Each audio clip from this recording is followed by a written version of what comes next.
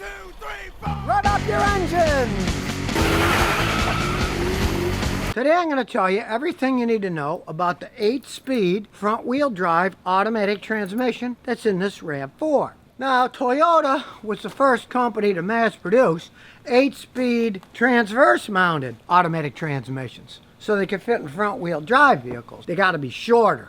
They're not the long ones. BMW ZF transmissions have been out a long time for rear-wheel drive with 8-speed, but this was the first transverse 8-speed. Toyota first put it in a Lexus about 7 years ago for performance. So it's been around for a while with Toyota now. And as usual for Toyota, they're perfecting things over time. Now originally, some people whined about this transmission. It felt weird. It's a different transmission, you have to get used to it. The main problem that most people have is, if you have settings like this one that has economy, regular, and sport setting, if you leave it on the economy mode, it does have less acceleration. That's for gas mileage. And especially at low speeds, any economy setting is a compromise for economy. Sometimes at lower speeds, they'll be hunting for gears because it's trying to find the most efficient gear for that speed.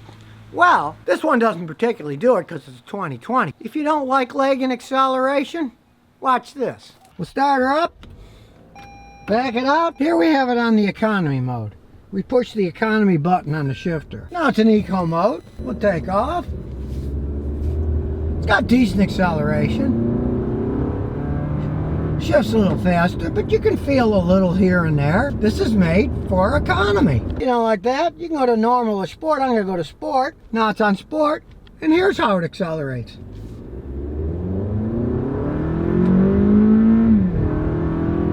Much crisper shifts, faster acceleration. Show you the middle. We'll put it on normal. Now it's normal, and we'll see how it accelerates.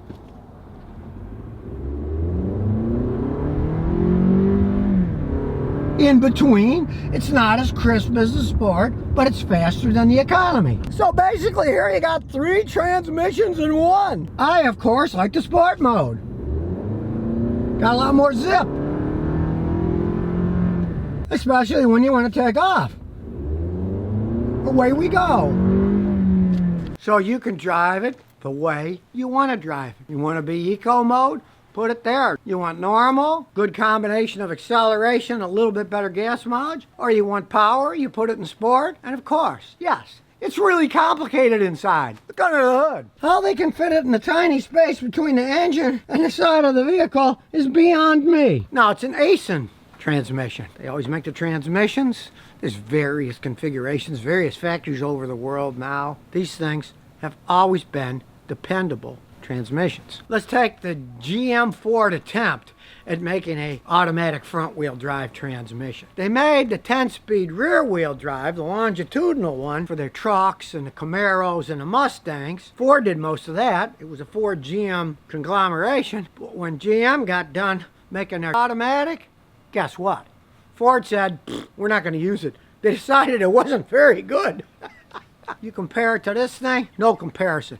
You can just tell by the feel. The quality of this is so much better. Now people know the ASINs are so good. These 8-speeds, look who else buys them and puts them in their cars now. BMW, Mini, Geely, the Chinese company, Lexus, Opel, Peugeot, Volkswagen, Volvo. I personally find it amusing that now some BMWs are using these ASIN transmissions. They were always using those ZF German transmissions, but they've had problems with them, obviously, and they're starting to put ASIN in some of them, especially in the front-wheel drive ones. Now there's Toyotas out there that are using the new ASIN 10-speed longitudinal. Be interested to see who starts using those, too.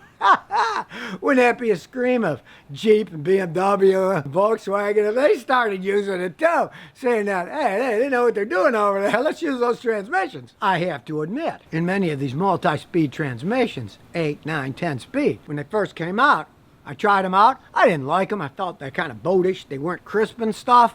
But hey, for over 7 years, the Lexus had them 7 years ago. One of the sport editions. Toyota is known for perfecting things over time. And now, all these other companies are buying their transmissions and putting them in. So that kind of tells you, they seem to know what they're doing with these transmissions. And you might think, why 8 speeds? That seems to be a really efficient amount of gears to get power and gas mileage. And pretty much, if you want, seamless shifting, because with all those gears, the ratios can be closer together, so there's a less percentage of drop in the RPM when you're going. Ones that aren't made great will go, and this is smoother because there's a less percentage. Some things might be dropping 25, 35% when they shift. If these are 20% or less, there's less of an RPM change, so of course it's going to be smoother. So these 8-speed transmissions are great mounted to 4-cylinder engines. You can get the maximization of power, smooth shifting, and the best gas mileage you can possibly get out of that setup. You know what I love about these things? These aren't CVT transmissions. These are regular automatic transmissions. Well, as far as regular goes, they have gears in them. They're not like CVTs with no gears. So while a lot of the world is going to these CVT transmissions that often, come on now, like driving a boat. They go and they get good gas mileage, but they don't feel right. Which of course has led Toyota themselves to putting designs in their transmissions that are CVTs. That some of them have that takeoff gear. They have an actual gear to take it off in first gear. So then you get nice acceleration, and then later it switches over to the CVT, normal CVT drum transmission with no gears in it. So it's actually taking off with a gear and then going to a CVT, kind of like a hybrid automatic CVT transmission. And these Toyota engineers are not sitting on their laurels. And as I said, yeah, these things are super complex, but if Toyota makes them like all their other stuff, and they last a really long time, you don't care. Most people have no ideas of the inner workings of their phones like the Samsung S10 I have. Great phone. I'm sure the software is insane inside, but Samsung updates it all the time, and it works great. So I don't care, and you don't care. Because there's a big difference between complexity that breaks all the time, like a lot of the Fiat Chrysler products. Hey, the Italians, they're no fools. They've got lots of technology. It's just unfortunate that when they build the things, they don't last that long. And to make my point, back in 2013, Dodge started using ASIN transmissions in their pickup trucks. They realized, hey, we can't make these things right. Let's buy them from Toyota and put them in. These are good transmissions. Now, the ASIN company itself started in 1949 after World War II.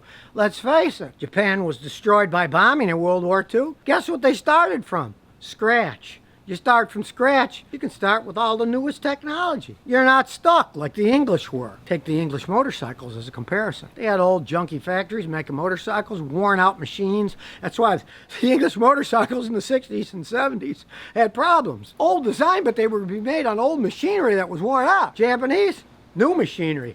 That's why the Japanese motorcycles just killed them. They blew the English out of the water. More technology, newer machines making them. And a Japanese work ethic that wants to make their machines right. And these direct shift 8-speed transverse front wheel drive automatic transmissions, they're very efficient, they're very smooth. And with a setup like this, like I say, you want economy, put it on economy, you'll get the best gas mileage. It still goes down the road. You want to have a little bit more fun, put it on normal. You want to have the ultimate fun, put it on sport. Computer sets the shifting that way. Realize all modern cars are shifted by computer systems anyway, so why not have one that can do it the best for when you want it? And of course this TRD Rav4 takes it to another universe where it also has mud and sand, rock and dirt, snow, driving downhill. The all-wheel drive system hooked up in conjunction with this 8-speed automatic transmission. Man, does it have choices of what power it gives to each wheel. Yes, it's complicated, but you look at the history of Toyota, their complexity holds up over time. Now, I can understand that some of the earlier multi-speed transmissions where people didn't like them. They said they had shifting lag, they didn't have the performance they want, they would hunt for gears at certain RPMs. But with this setup of econo, normal, and sport, if you whine about that, hey, you're going to whine about anything. And out Scotty here, everybody knows how cheap I am. I'd love to get one of these things, but I'll wait 10 or 12 years because I'm too cheap. I'll try to get a good price on a used one, like I did when I bought my Lexus with 60,000 miles on it for $3,000. Because it certainly took more than $3,000 to build that thing. And almost 20 years later, it still runs and shifts like a dream. And of course, to be honest, this is a brand new vehicle. Who knows what it's going to be like in 20 years' time. But I plan on sticking around long enough to see if it is still going good. If it is, hey, I'll go find myself a good used one. Because when you have really good overbuilt technology, it tends to last. Big mistake if you went out and bought a 12-year-old Fiat Chrysler car, if it's still moving. Nothing wrong with buying a good 10, 12-year-old Toyota there. And as usual, if I see problems, hey, I'm going to report it to you like I always do. If I see something that's starting to have problems, I'll talk about what problems it have and how they're attempting to fix them. So if you never want to miss another one of my new car repair videos, remember to ring that bell.